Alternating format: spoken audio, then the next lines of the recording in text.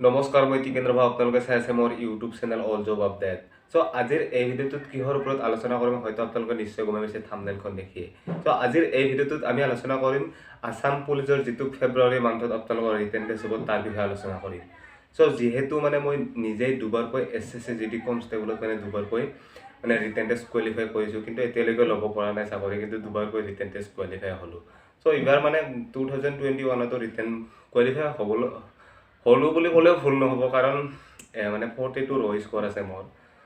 আৰু এতিয়ালৈকে নৰ্মেলাইজেশ্যন বাকী আছে, আৰু 2018তো মই 47 মাৰ্ক লৈ মানে ৰিটেন টেষ্ট কোৱালিফাই হৈছিলোঁ। এতিয়া যিয়ে নহওক, আপোনালোক দুবাৰকৈ যিহেতু মানে মোৰ এক্সপিৰিয়েঞ্চ থকা বুলি মই আপোনালোক মোৰ শ্বেয়াৰ কৰিব বিচাৰিছোঁ। আপোনালোক যিয়ে নহওক প্ৰত্যেক ল'ৰা ছোৱালীয়ে আপোনালোকে মানে কি কয় কম্পিটিটিভ এক্সামৰ কাৰণে আপোনালোকে প্ৰিপেয়াৰ কৰে কম বেছি পৰিমাণে হ'লেও। আপোনালোকৰ মানে কিছুমান এনেকুৱা ধৰণৰ ল'ৰা ছোৱালী আছে আপোনালোকে এদিনো মানে কম্পিটিটিভ এক্সামৰ কাৰণে প্ৰিপেয়াৰ নকৰে, কিন্তু তেওঁ এক্সামটো মানে ক্ৰেক কৰিব পাৰে, আৰু কিন্তু প্ৰিপেৰেশ্যন কৰা ল'ৰা ছোৱালীয়ে মানে কিন্তু ক্ৰেক কৰিব নোৱাৰে, এনেকুৱা ধৰণৰ আছে। মোৰ যিহেতু লগৰ এজন ল'ৰা এবছৰৰ পৰা মানে তেওঁ SSC GDৰ কাৰণে মানে প্ৰিপেৰেশ্যন চলাই আছিল, কিন্তু তেওঁ এক্সাম ক্ৰেক কৰিব নোৱাৰিলে। কিন্তু কেনেকুৱা ধৰণৰ এইখিনি ভুল কৰে, আচলতে মই কেনেকুৱা ধৰণৰ পৰীক্ষা হলত গৈ কি মানে টিপছ ফ'ল' কৰি মই মানে ফলাফল লাভ কৰিছোঁ, সেই বিষয়ে আপোনালোকক ক'ম যে আপোনালোকে এক্সাম হলত গৈ আপোনালোকে কেনেকুৱা ধৰণৰ আপোনালোকে টিপছ ফ'ল' কৰিব। যিহেতু আপোনালোকে মানে প্ৰিপেৰেশ্যন কৰিয়ে আছে, কিন্তু প্ৰিপেৰেশ্যনখিনি আপোনালোকৰ ফলাফলখিনি আপোনালোকে ভালদৰে দিব পাৰিব লাগিব এক্সাম হলত, তেতিয়াহে আপোনালোকে ৰিটেন টেষ্ট কোৱালিফাই হ'ব পাৰিব। এইখিনি মই কথা আপোনালোকক বিশেষকৈ যিসকল মানে টেলেণ্ট ল'ৰা ছোৱালী আছে সেইখিনিৰ কাৰণে নহয়, যিসকলৰ মানে ফিজিকেলৰ মাৰ্ক অনুযায়ী আপোনালোকৰ মানে 25, 27 বা 30লৈকে আপোনালোকে এইখিনি টিপছ আপোনালোকে ফ'ল' কৰি আপোনালোকে মই ভাবোঁ আপোনালোকে 30লৈকে মাৰ্ক উঠাব পাৰিব বুলি মই ভাবোঁ। আৰু আপোনালোকে মানে অলপ ভিডিঅ'টো সম্পূৰ্ণকৈ চাই থাকিব, লাষ্টলৈকে চাই থাকিব। আপোনালোক জনাই আছোঁ কেনেকুৱা ধৰণৰ আপোনালোকে এক্সাম হলত আপোনালোকে মানে টাইমখিনি সৎ ব্যৱহাৰ কৰিব, ঠিক আছে।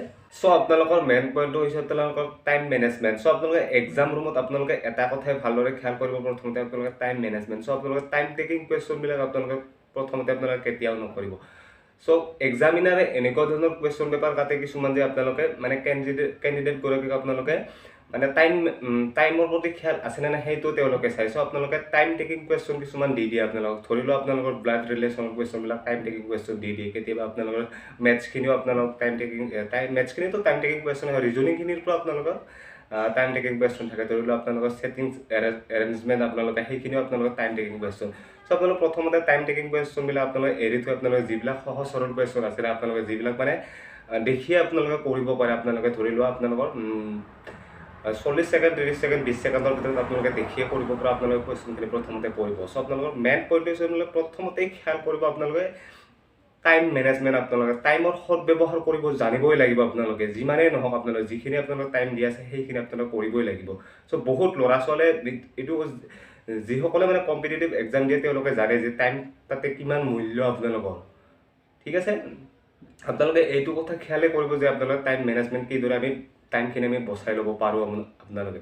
আপোনালোকে প্ৰথমতে ধৰি লোৱা ৰিজনিংখিনি চালে আপোনালোকে যেন টাইম টেকিং কুৱেশ্যনবিলাক নকৰিব, আপোনালোকে দেখিয়ে আপোনালোকে কৰিব পৰা কুৱেশ্যনবিলাক কৰিব। জিকেখিনিতো আপোনালোকে দেখিয়ে কৰিব পাৰে, নাজানিলেও সেইখিনি নাই। আৰু আপোনালোকে ইয়াত কোনো ধৰণৰ নিগেটিভ মাৰ্ক নাই, আপোনালোকে জানেই।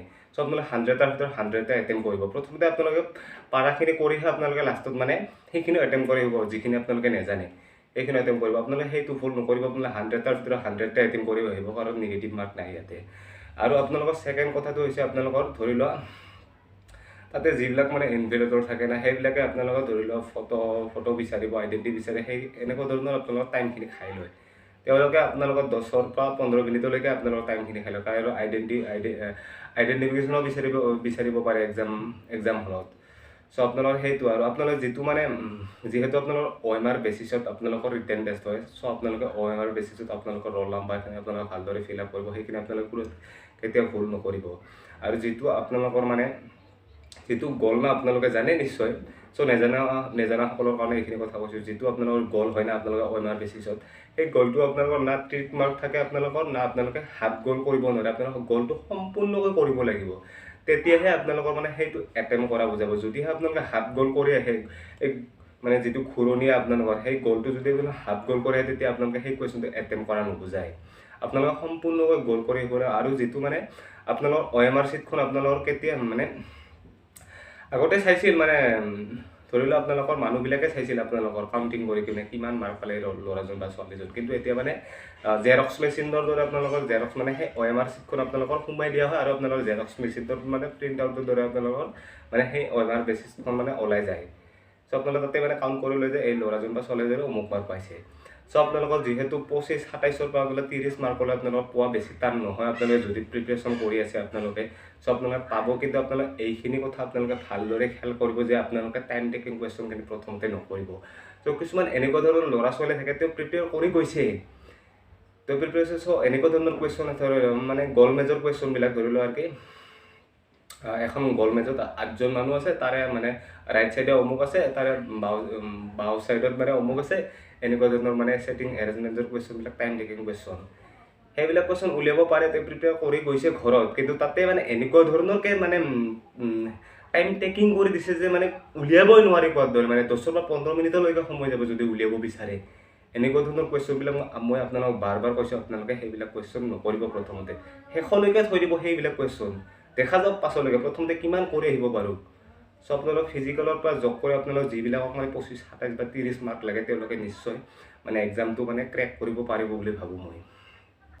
চ' যিকেইটা দিন আছে আপোনালোকে কেনেকৈ প্ৰিপেয়াৰ কৰিব। চ' যিকেইটা দিন আছে আপোনালোকে এনেকুৱাকৈ প্ৰিপেয়াৰ কৰা, আপোনালোকে কিতাপসমূহ এৰি আপোনালোকে কিতাপসমূহৰ উপৰিও আপোনালোকে মোবাইলটো যিটো আপোনালোকৰ স্মাৰ্টফোন আছে, আপোনালোকে তাত আপোনালোকে যিবিলাক আপোনালোকৰ মানে ধৰি লওক আপোনালোকৰ মেথছৰ আপোনালোকে এইটো জানা নাই, পাৰ্চেণ্টেজ জানা নাই, বোলে পাৰ্চেণ্টেজ চাৰ্চ কৰি দিয়ক, আপোনালোকৰ এভেইলেবল ভিডিঅ' আহি যাব। চ' আপোনালোকে এনেকুৱা ধৰণৰ কণ্টেণ্টবিলাক আপোনালোকে চাৰ্চ কৰক। যদি আপোনালোকে টাইম এণ্ড ৱৰ্ক জানা নাই, টাইম এণ্ড ডিষ্টেঞ্চ জানা নাই, টাইম এণ্ড মেনচুৰেঞ্চৰ কুৱেশ্যনবিলাক জানা নাই, আপোনালোকে এনেকুৱা ধৰণৰ আপোনালোকে চাৰ্চ কৰি দিয়ক। ইউটিউবত এভেইলেবল ভিডিঅ' পাব, আপোনালোকে তাত ভালদৰে বুজাই দিয়া আছে। চ' আপোনালোকে মেথছৰ বিষয়ে মই আপোনালোকক ছাজেশ্যন দিম, আপোনালোকে চাহিল চাৰক আপোনালোকে ফ'ল' কৰিলে হ'ল। আৰু আপোনালোকে যদিহে ৰিজনিংবিলাক আপোনালোকে ধৰি লোৱা আপোনালোকৰ ডাইৰেকশ্যন নাজানে, ব্লাড ৰিলেশ্যন নাজানে, আপোনালোকে নাম্বাৰ চিৰিজৰ কুৱেশ্যন জানে, নাম্বাৰ চিৰিজখিনি সহজে আপোনালোকে এনেকুৱা ধৰণৰ যদি আপোনালোকে কুৱেশ্যনবিলাক নাজানে, তেতিয়াহ'লে আপোনালোকে ইউটিউবত চাৰ্চ কৰি দিয়ক।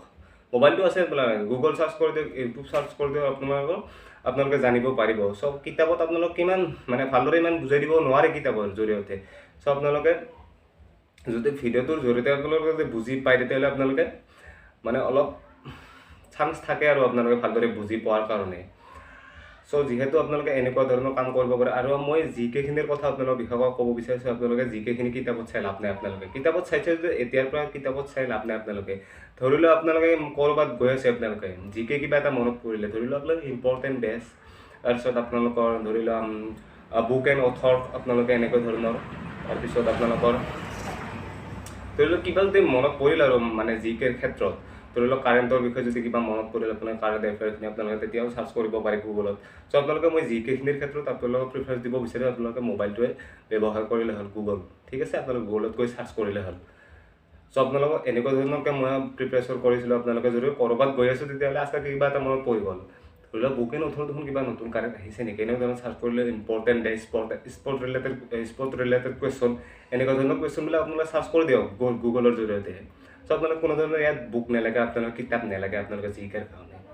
চ' আপোনালোকে গুগলৰ জৰিয়তে আপোনালোকে সম্পূৰ্ণখিনি কাম কৰিব পাৰে, ঠিক আছে। আপোনালোকে এনেকুৱাকৈ আপোনালোকে কম দিন আছে যিহেতু আপোনালোকে এনেকুৱাকৈ প্ৰিপেৰেশ্যন কৰি লওক নিজে।